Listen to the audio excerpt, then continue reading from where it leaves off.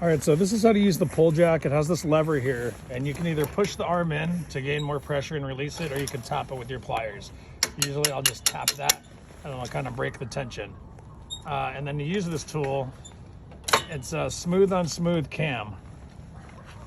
So it goes up like this, and to reverse it, you press this. It's got a midpoint. You can slide this, so it's adjustable.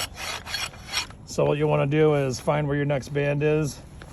Right here, if you're going to do the makeup, hook this in, and then this is adjustable.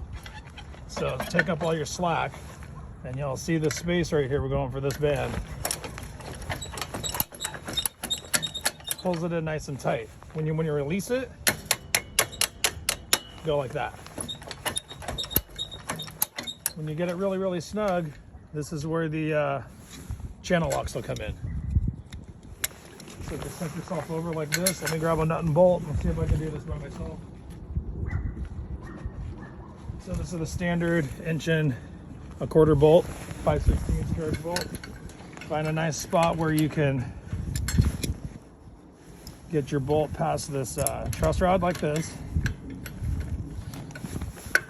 And if you can happen to pinch it by hand, great. But for the sake of the video, we will hook up the tension band like this.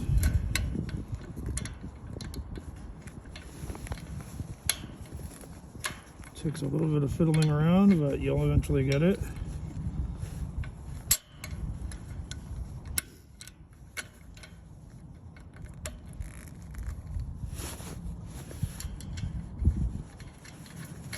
So there you go. That's one of the bands. If you want to tighten that up now, go ahead and hit it. Nice and tight. Really hard to get a bolt cutter in there.